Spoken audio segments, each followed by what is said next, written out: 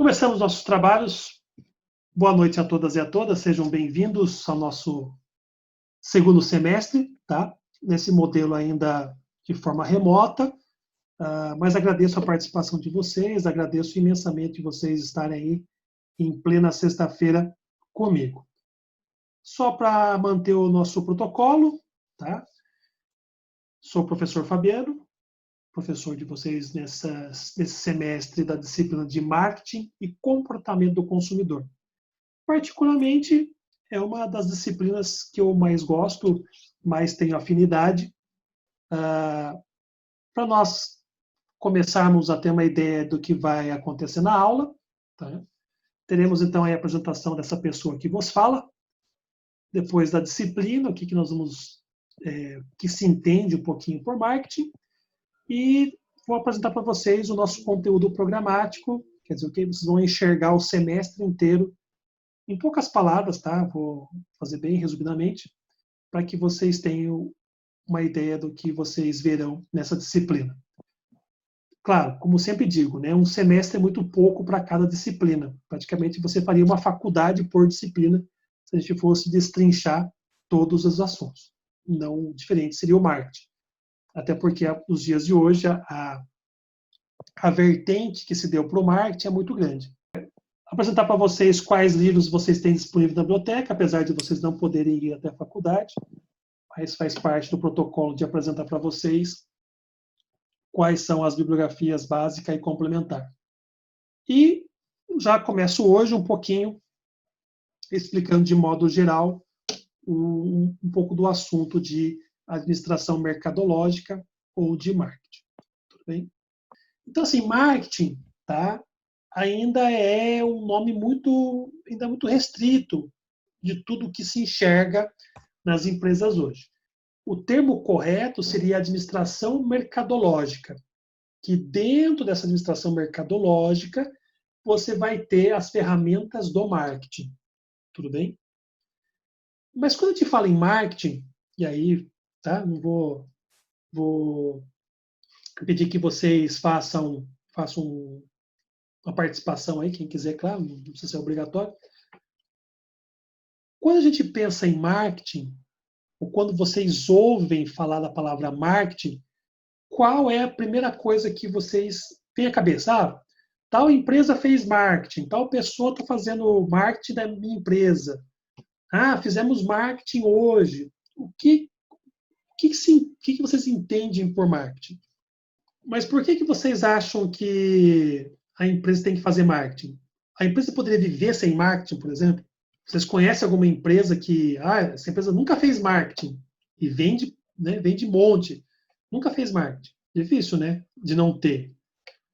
Ou, por exemplo, vocês já viram propaganda de caixa de fósforo nos últimos 2 anos?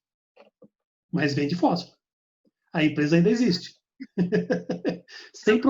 sem propaganda, mas existe. Mas, claro, são propagandas, existe a propaganda. Ela está lá. Mas é aí que está justamente o legal do marketing.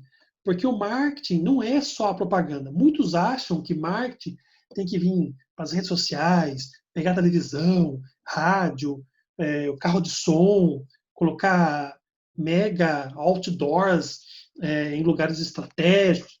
Tem também. Claro que nós não podemos descartar essa parte do marketing. Está dentro de algumas ferramentas que o marketing utiliza. Mas não necessariamente se resume a isso. Tá? É isso que a gente vai entender, então, um pouquinho, né, nesse decorrer da aula aí. Então, algumas pessoas dizem assim, certamente você já ouviu essa frase, esse político fez uma bela jogada de marketing.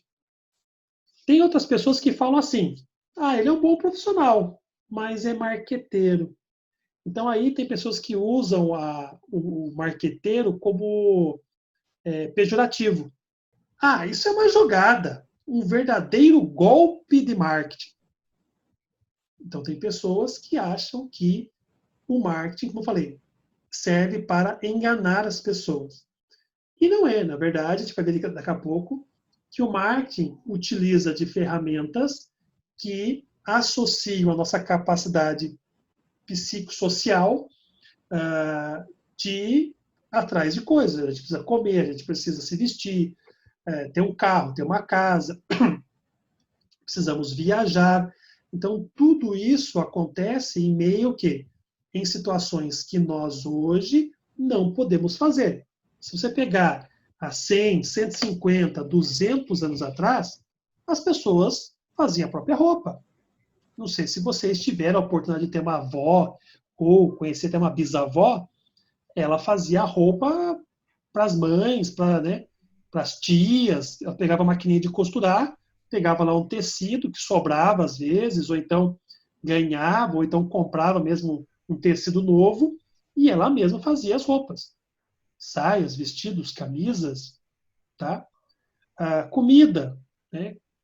Quantos aí não tiveram, né, a chance de... Eu tive essa chance de ter avós que tinha no quintal. Tinha alface, tinha abobrinha, tinha couve, uma série de alimentos no quintal. Então ele só fazia a compra do mês do que realmente precisava. O restante estava no quintal. Eu tinha uma outra avó que, além de ter essas coisas vegetais, tinha galinha, da galinha tinha carne, né? Tinha os ovos, tinha cabrita, que tirava o leite, tinha pato, pata, também pegar os ovos. Então, assim, uma série de fatores que ajudavam. Então, eu comprava o quê? Lá, de vez em quando uma carne vermelha, né, um bife, comprava um arroz, mas sempre que possível já tinha tudo pronto. Hoje não. Hoje nós não temos tempo, não temos espaço e não temos conhecimento disso. Né? Se alguém me pedir para fazer uma horta, coitado de mim, morro de fome, porque as plantas vão morrer. Não tenho esse know-how, né, dos antigos. Se perdeu. Porque para mim fica muito mais fácil ir até o supermercado, comprar as hortaliças, comprar os legumes que estão ali já pronto.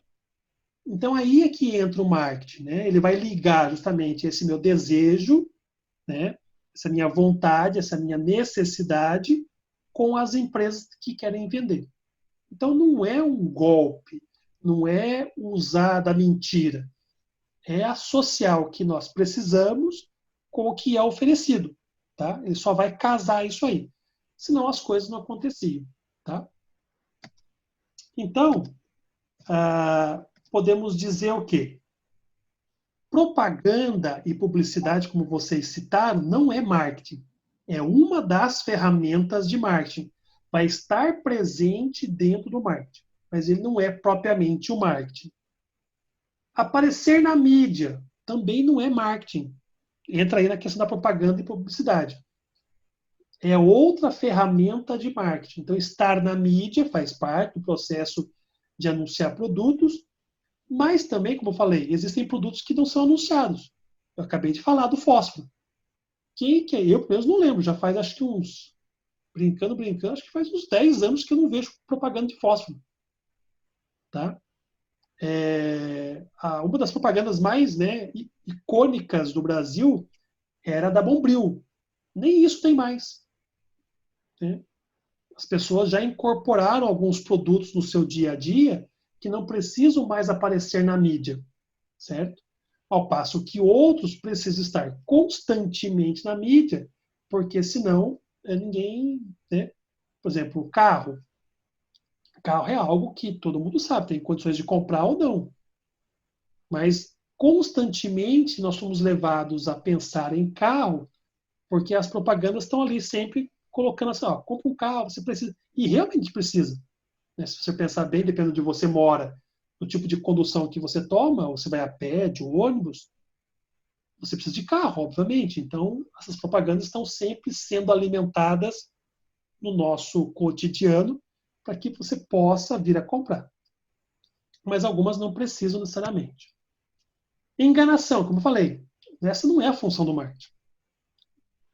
De volto a frisar. Claro que existe o joio e o trigo. Infelizmente, há maus profissionais e bons profissionais. Mas isso em qualquer área, tá? Então, o processo de enganação não faz parte do marketing. Como eu disse, ele vai usar de ferramentas que nos levem a adquirir aquele produto dependendo da nossa necessidade. Jogada também não é uma jogada, não é uma brincadeira, não é algo que...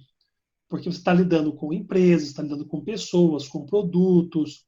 Tanto é que no caso do Brasil, por exemplo, especificamente no caso do Brasil, se você vender algo que você prometeu e não é, isso é crime.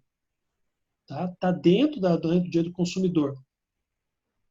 Por isso que fazer uma jogada não vale a pena. Criar um âmbito de enganação não vale a pena para as empresas que utilizam do marketing para isso. Maneiras de se autopromover. Volto a dizer, há pessoas que fazem isso e há pessoas que não fazem. Não é o foco do marketing. Não deveria ser. Mas, infelizmente, como a gente percebe em todo o nosso Brasil, na grande maioria das pessoas, são pessoas que não têm conhecimento técnico, que não têm um conhecimento aprofundado do assunto e acabam sendo levadas pela enganação, pela jogada.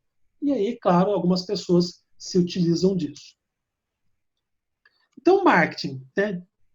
Falando propriamente do nossa disciplina, do nosso termo, o que é marketing? Como vocês podem notar, já não é uma palavra portuguesa, tá? Não é portuguesa. Ela vem de origem inglesa. Mas, na língua portuguesa, ou pelo menos na língua latina, lembrando que o português é uma das línguas latinas, o espanhol, o italiano, o francês, o português são línguas latinas, vem do latim. Então, lá no latim, existe um termo para marketing, que seria mercare. Mas o marketing, esse termo que nós conhecemos hoje, ele vem do inglês mesmo, vem de uma origem anglo-saxônica, marketing. Tá? Mas tanto no latim quanto no inglês quer dizer a mesma coisa. Disponibilizar no mercado, levar algo para o mercado. Quando a gente fala mercado, não é o supermercado ou mercado do bairro que você mora. Mercado onde vai ser negociado o produto. Tá? É claro que se a gente for pegar na origem, é claro que era o mercado, né? Os grandes mercados abertos, onde vinham pessoas de todo lugar do mundo, naquelas regiões, para negociar tapetes, especiarias, itens que eram necessários para aquele momento. Hoje, nos dias de hoje, mercado é todo lugar onde você possa negociar um produto, onde você tenha um comprador e um vendedor. Aquele que tem necessidade é aquele que pode suprir a necessidade. Correto? Então, Kotler, nós vamos falar muito de Kotler. Kotler é considerado o pai do marketing. Ele desenvolveu aí, nos últimos anos, várias teorias, vários conceitos. Ele formalizou, né, todos os conceitos mercadológicos. Então, ele é considerado o pai da administração mercadológica, o pai do marketing, porque foi uma pessoa visionária em relação a essas relações que aconteciam entre empresa e consumidor. Então, para ele, marketing é um processo social por meio do qual as pessoas e grupos de pessoas obtêm aquilo de que necessitam e o que desejam com criação, oferta e livre negociação de produtos e serviços de valor com os outros, traduzindo tudo isso. Então, marketing é um processo, quer dizer, tem começo, meio e fim. Tem que existir a empresa e tem que existir as pessoas. E esse ciclo se dá pela oferta e demanda de produtos e serviços. Tá? Então, o marketing vai fazer o quê? Todo um processo que ligue isso. Então, alguém que precisa de algo, alguém que vai suprir isso. Como que eu vou chegar um ao outro? Através do marketing. Tá? Então, o marketing é um processo que, assim, desde que o ser humano entendeu que o comércio é importante, se faz marketing. Mas é nos últimos anos, nas últimas décadas aí, é que se formalizou esse processo. Por isso que hoje ele é tão importante, e principalmente né, na atual situação, na atual conjuntura que nós vivemos de pandemia, se tornou a vedete, né, dentro da administração como um todo.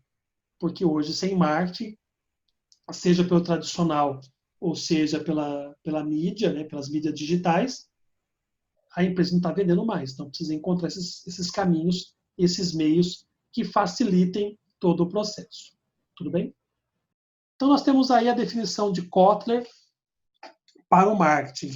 Então, como eu estava explicando essa definição, Kotler quer dizer que, para que exista uma relação de marketing, ou para que o marketing faça a sua atuação, há necessário alguns personagens.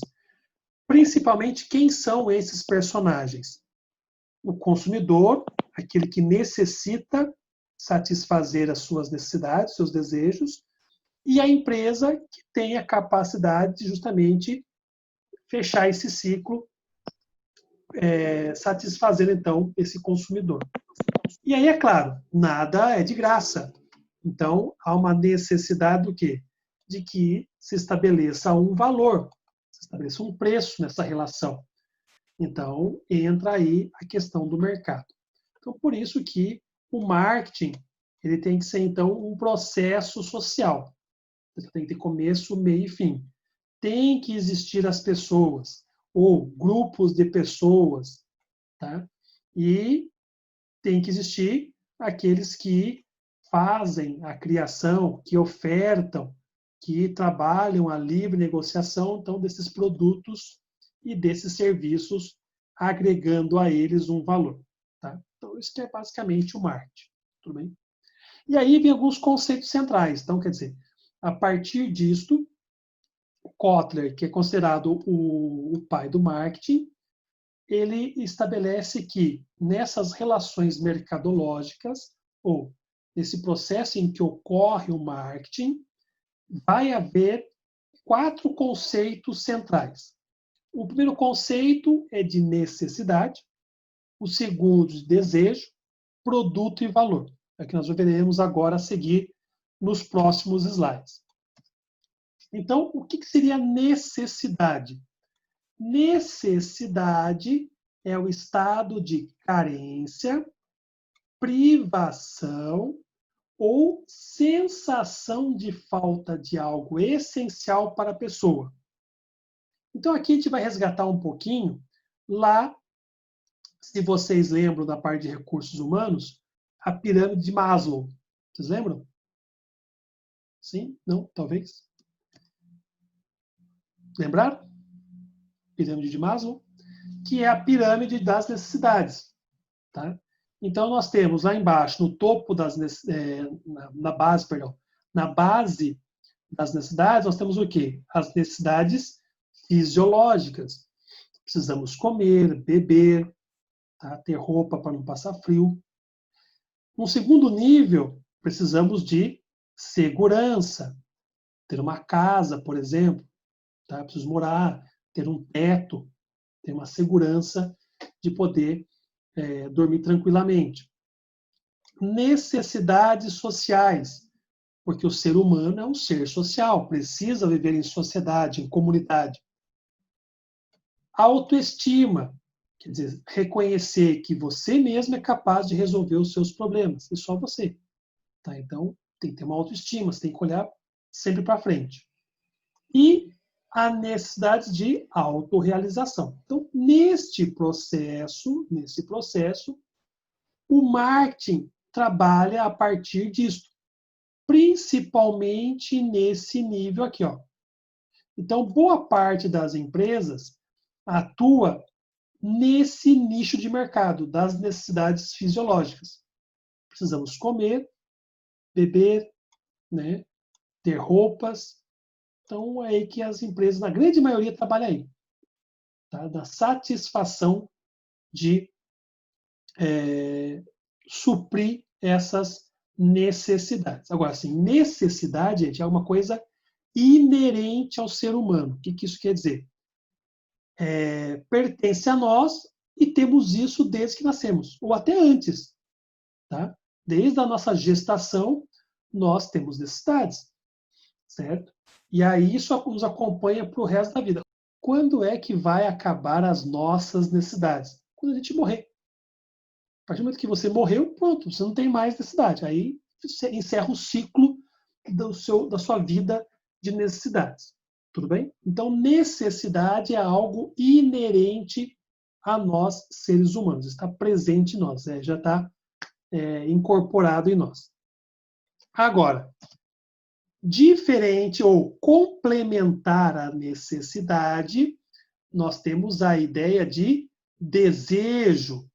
E desejo é um estado psicológico, tá? Está ligado diretamente ao cérebro, onde podemos obter uma satisfação sem que haja uma carência. O que isso quer dizer? Por exemplo, eu gosto de comer pizza. Vou lá, né? Vou até a pizzaria, peço, vou buscar, vou comer lá, comi, estou satisfeito. Então, mas eu não estava com fome. O simples fato de apenas eu comer a pizza já me satisfez. Então, eu matei o meu desejo. Tá?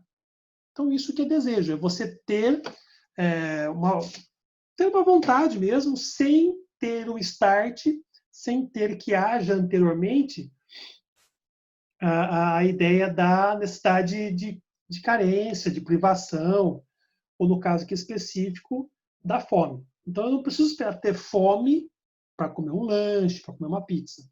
Tá? Eu não preciso passar frio para comprar uma roupa. Eu não preciso, que mais? Ficar doente ao extremo para daí procurar um médico ou tomar um remédio, certo?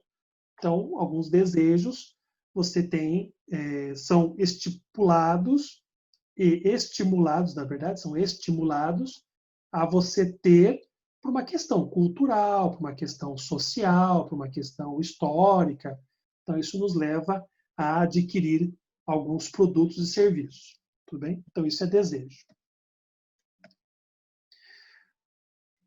E aí, do outro lado, as empresas, né, vão produzir, então, produtos ou serviços, mas aqui só produto, mas também entra a questão do serviço, no qual vai oferecer esses produtos para que possa satisfazer, então, as necessidades do consumidor. Foi o que eu falei lá no comecinho da aula.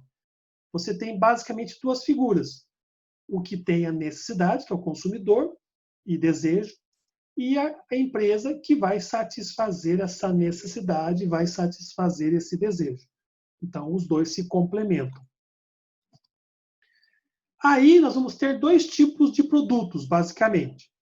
Os chamados produtos tangíveis, físicos. Se a gente fosse traduzir assim, pudesse traduzir tangível, seria algo palpável, algo concreto. Você consegue sentir com as mãos, não só com as mãos, né, mas basicamente é isso.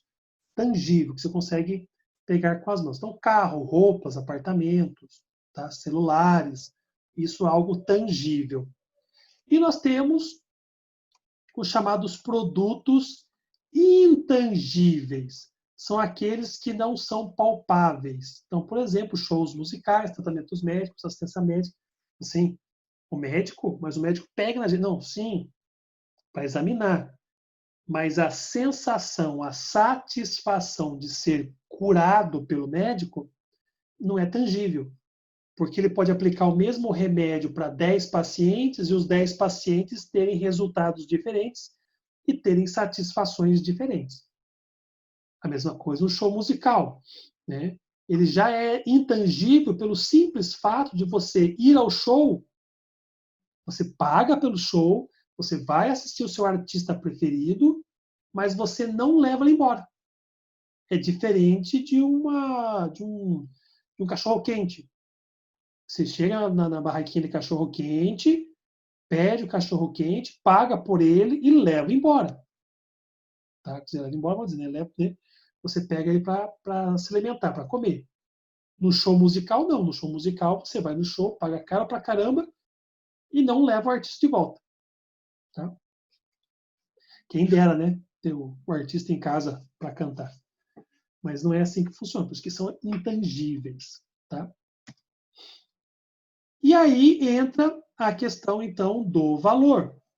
Então, nesse processo, quem tem necessidade, quem tem desejo, quer que alguém satisfaça.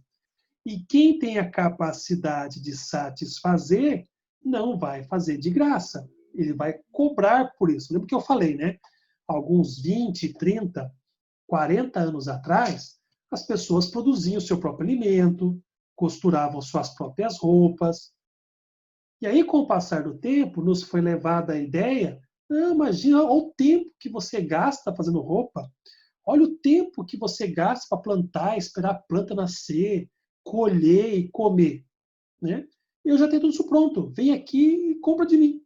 Então, com o passar do tempo, o processo econômico, social e cultural foi nos levando a esse processo.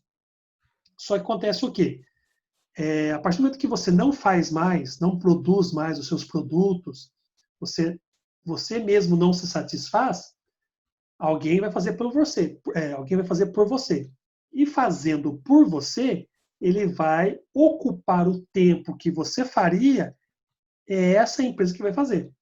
Então, ela vai cobrar pelo tempo, pelo investimento, pelo tipo de produto, tá? Tudo isso gera, então, valor, tá? E aí o valor é justamente o que é percebido entre os benefícios obtidos e os custos incorridos. O que isso quer dizer? A empresa tem justamente aquilo que eu preciso. Tá? Vou voltar à alimentação que fica mais fácil de entender. Né? A alimentação é algo que todo mundo tem, quase todo mundo tem acesso, então fica mais fácil de entender. A empresa tem lá a pizza que eu amo, sei lá, pizza de leite condensado com sardinha, tá? Melhor pizza da região que eu sou fã dela. Aí vou lá, eles fizeram propaganda, fizeram todo o marketing, né? Dizem que é a melhor pizza da região, vou lá. E aí, claro, não é uma pizza comum. Não sendo uma pizza comum, tem um preço um pouco mais acima da média. Mesmo assim, pago, confiando justamente naquilo que a empresa me garantiu que haveria. Compro, como e fiquei satisfeito. Então, todo o processo que eles custaram para produzir a pizza valeu a pena porque eu paguei, gostei, senti ocorreu uma satisfação pela minha parte e certamente voltarei e indicarei para mais pessoas. Então, ela cria um valor específico no mercado. É claro que chegar nesse valor não é fácil, por isso que a gente vai ter um momento específico em que nós vamos discutir justamente isso. Vamos discutir como chegar no preço ideal. Por exemplo, né, as pessoas às vezes se perguntam, né? Nossa, mas por que cobrar 12,49? Por que não 12,50? Por que cobrar 5,36? Tá? Existe uma explicação. Tá? Não só pela visão do marketing, pela questão da parte de custo, da parte de contabilidade, tem todo um processo. Mas é um valor que eles estudam e chegam a um valor específico de mercado. Tá? Então, justamente por conta entre os benefícios obtidos e os custos incorridos. E aí esses custos podem ser de 3 tipos. Custo financeiro. O que isso quer dizer? Será que o valor que eu paguei, ou será que o valor que eu estou oferecendo está adequado ao mercado? Tá? Claro que existem várias nuances para responder essa pergunta. Tá? Mas normalmente é uma pergunta bem genérica. Então a gente olha o preço e, de acordo com o que eu tenho para pagar e a empresa tem para oferecer, eu acredito que seja um preço justo. Eu entendo o processo que levou aquela empresa a cobrar aquele preço. fica ao meu critério comprar ou não. Se eu tenho condições financeiras de comprar ou não, certo? Então, esse é um custo financeiro. Custo físico. Será que vale a pena o tempo de espera? Por exemplo, volto de shows, né? Você vai ficar lá 1 hora, 2, 3 horas no portão, esperando abrir os portões, para ver um show de 1 hora, 1 hora e meia. Valeu a pena? Valeu o esforço? Né? Se valeu, você fica... Os custos foram bem empregados. Tá? Ou você entendeu que vai acontecer essa ideia do custo. Psicológicos, custos psicológicos. Algumas situações nos dão medo. Então, será que vale a pena adquirir? Ou então, do lado da empresa, será que vale a pena investir? Tá? Alguns nos levam à insegurança, risco de vida, constrangimento. Tá? Ainda mais hoje no mundo assim vivemos num mundo muito politicamente correto, os psicológicos têm dado mais trabalho para as empresas, né? Principalmente empresas que têm trabalhado na área de redes sociais, né? Usado as redes sociais para fazer a parte de marketing, tem dado muito dor de cabeça aí. Tá? Tô lendo aqui uma participação no chat, tá, pessoal?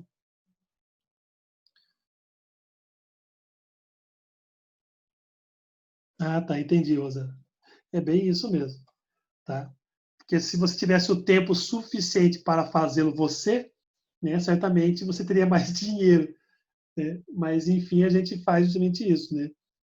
A gente trabalha, rala e trabalhar e coloca todo o dinheiro investido, que seria para investir numa casa, num carro novo, vai tudo em lanche. Né? Basicamente é por isso mesmo, tá?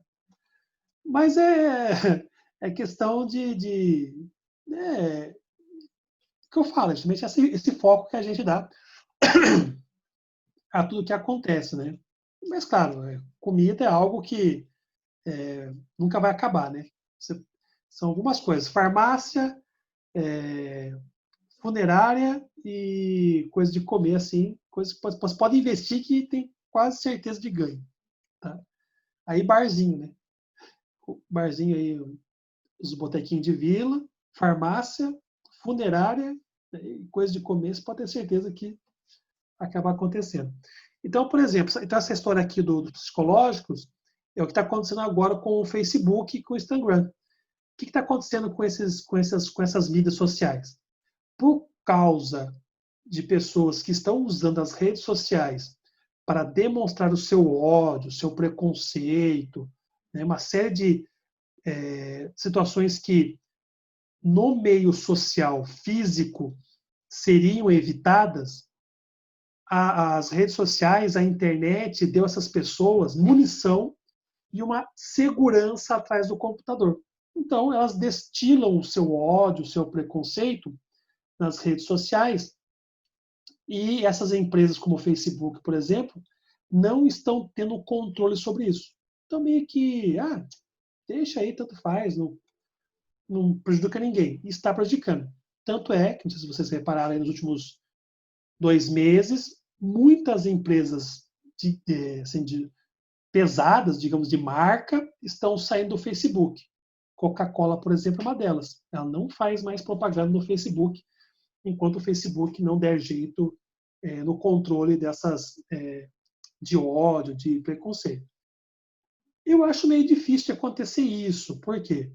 Porque até mesmo dentro de um preceito social físico, já era difícil de controlar isso. Claro que quem é preconceituoso não vai ficar anunciando que é preconceituoso. Mas, como eu disse, nas redes sociais, ficar atrás do computador dá uma certa sensação de anonimato e a pessoa desce o pau. E aí que ela usa de um meio que deveria unir as pessoas, de ser uma forma de transcender as barreiras, tornar as pessoas mais unidas, acaba separando cada vez mais. Tá? Então, por isso que, nesse caso, o constrangimento está sendo um custo muito alto para essas empresas. Então, sabendo lidar com isso, estão perdendo aí muitos dos patrocinadores de suas redes sociais. Então, no que tange ao marketing, temos que fazer o quê? O peso da balança. Se o benefício for maior que o custo, você cria um maior valor do produto para o cliente. Isso é muito importante. Tá? É isso que nós queremos. Queremos que a sensação de satisfação seja maior ou vale a pena pagar por aquilo. É isso que toda empresa quer. Tá? Que o seu cliente, que o seu consumidor entenda isso. Estou pagando algo, mas está valendo a pena. Agora, quando o custo é maior que o benefício, aí você agrega um menor valor para o produto, para o cliente. É isso que a gente não quer. Tá? Como administradores, e principalmente se a gente for focar na área de marketing, é isso que nós não queremos. Queremos o primeiro caso. Isso que nos interessa aqui. Ó. Isso que é importantíssimo para nós na visão do marketing. Então, o que determina justamente o marketing funcionar, digamos assim, como que eu vou avaliar o grau de satisfação do meu cliente, se ele está, o valor estipulado do mercado e a satisfação, como que eu vou saber que o marketing está fazendo um bom trabalho? Justamente pela questão do equilíbrio entre a expectativa e o desempenho do produto. Quer dizer, o que eu espero daquele produto para mim? Por isso que eu falei, se você tiver um produto do seu lado aí, sabão em pó, detergente, olhe para ele agora. Qualquer produto está mais fácil de ver aí para você. Se você tiver no quarto, um desodorante, olhe esse produto, veja os detalhes como ele foi feito. Por que você comprou esse produto? Né? Tem um cheiro bom, tem uma embalagem legal, o gosto do produto me satisfaz. O que te leva todo mês ou toda semana a adquirir esse produto? Então, quer dizer que as suas expectativas estão sendo alcançadas porque o produto vem desempenhando o papel dele, que é de satisfazer a sua necessidade, que é de satisfazer o seu desejo. Então, é por aí que se avalia que o marketing está dando certo. Tá? Então, nós ficamos totalmente satisfeitos quando acontece isso aqui. Ó. Se a minha expectativa é maior que o desempenho do produto, o produto foi feito para aquilo. Por exemplo, uma caixinha de leite. Você pegou a caixinha de leite, aí você viu, você tem que cortar o biquinho da caixinha. Quando você aperta e corta, o leite espirra tudo. Tá tão cheio de leite que mesmo que você tente dobrar o máximo possível, vai espirrar em você. Então, a minha expectativa é que pelo menos não derrubasse nenhuma gota de leite. Mas é inevitável. Então, a minha expectativa e o desempenho do produto não casaram. Certo? Então, a expectativa, né, e desempenho acaba gerando em mim uma insatisfação. Expectativa igual desempenho, eu sou, então, um cliente satisfeito. Né? Vou fazer uma brincadeira aqui, brincadeira pode dizer, mas vou falar uma coisa, mas é meio óbvio, né? Se você compra um ovo, obviamente um ovo cru, se você compra uma caixa de ovos, você quer o que tem dentro daquilo lá, dentro da casca? É para ter o quê? Ovo, né? É meio óbvio, né? Vai quebrar o ovo, sai um pintinho, né? Então a expectativa e desempenho é igual. Eu espero que eu comprei um ovo cru, saia um ovo ali para eu fritar ou fazer omelete, alguma coisa, mas que saia o ovo, né? Então, expectativa e desempenho igual. Agora, quando o desempenho do produto supera a minha expectativa, eu tenho uma expectativa.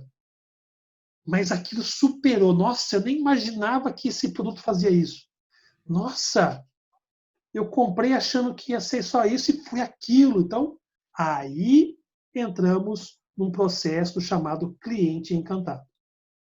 E é aqui que entra a separação das empresas maduras das empresas iniciantes, dos players que realmente querem jogar no mercado, daqueles que só querem brincar. Né? Como alguns dizem, né? É aqui que a gente separa os meninos dos homens, as meninas das mulheres. Tá? Por quê? Porque as empresas ainda não entenderam que você só mantém um cliente a longo prazo se você sempre encantá-lo. E é o mais difícil. Porque encantar uma vez é fácil. Desculpa usar o termo fácil, mas é um processo meio que norteador do marketing. Você trazer o cliente e dar uma expectativa para ele e eles, né, ser superado na sua expectativa. Uma vez é bem provável. Agora, constantemente, várias vezes ao longo de toda uma vida, você tem que levar bem a sério esse processo. Por isso que o marketing não é para qualquer um. O marketing é um processo. Então, ele não é mágica. Ele não é algo que você estala os dedos e está pronto e eu trago o cliente. Não adianta oferecer o melhor produto. É um conjunto de fatores. Tá? Então, por isso que essa análise aqui é sempre complicada, porque isso interfere justamente nos rumos da empresa. Empresas que estão num nível não aceitável de mercado dificilmente conseguem competir no mercado mais acirrado. São sempre colocados à margem do mercado. Ao passo que aquelas que estão, de fato, conseguindo ter clientes encantados, constantemente tem que se superar. Porque, como eu falei, uma vez, tranquilo. Quantas vezes você consegue tornar esse cliente encantado? Aqui, bem rapidamente, vou trazer para vocês alguns exemplos de marketing que a gente vai discutir ao longo aí de todo o semestre.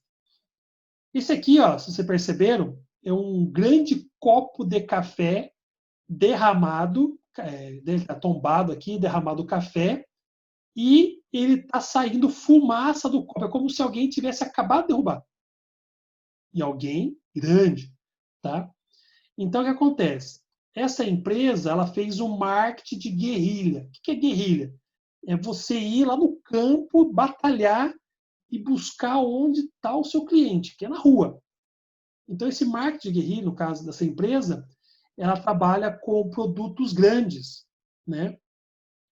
E a ideia é fazer com que as pessoas entendam que os produtos são bons demais nesse ramo de produtos grandes. Então, acaba gerando essa... Pode ver que as pessoas passam olhando, né? Mas sempre tem aqui a propaganda dizendo de qual empresa é. Então, esse é marketing de guerrilha. Aqui foi um copo de café, em outros lugares é um milho gigante, em outro lugar sei lá, uma cenoura gigante. Então, eles têm essas ideias de marketing de guerrilha. Aqui, o inbound marketing é um tipo de marketing. Tá? O que o inbound marketing faz? Ele cria uma relação mais aprofundada com o cliente. Ele não faz simplesmente um produto, compre. Se você pegar as propagandas dos anos 80, 70, 80, era assim, compre nossos produtos, sem nossos produtos você não pode viver sem ele, compre. Né? Ficou uma coisa assim, ao longo do tempo agora ficou fria.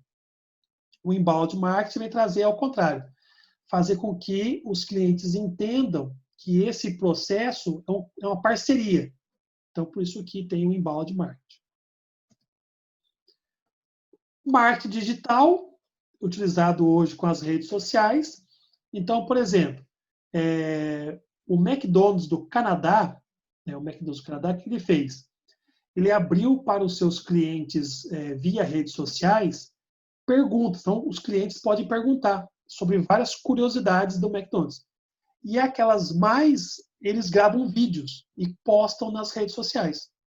Então, mantém sempre o cliente ali perto e mostra como a empresa é de verdade. Então, como que faz o hambúrguer, como que faz os comerciais, por que o hambúrguer da foto é diferente do real. Então, é bem legal. Essa empresa aqui, né, a Coca-Cola, ela desde sempre tem um marketing de relacionamento muito profundo, tanto é que é uma das bebidas mais consumidas no mundo, tá?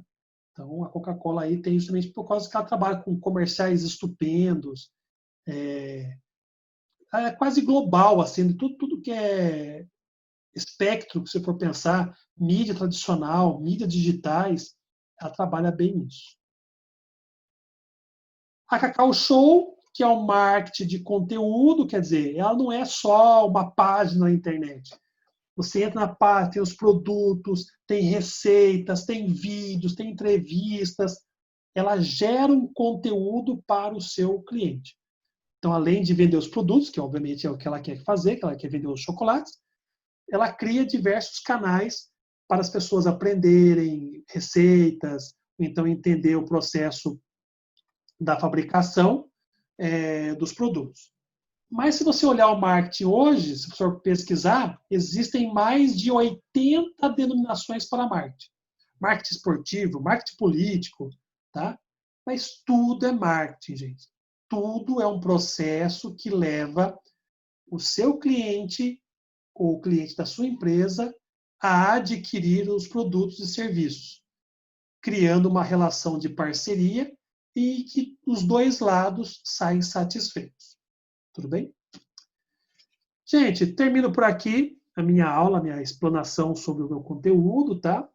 Espero que vocês tenham absorvido, entendido um pouquinho aí do que é o marketing, do que nós veremos aí ao longo do semestre. Fico à disposição de vocês aí no nosso grupo.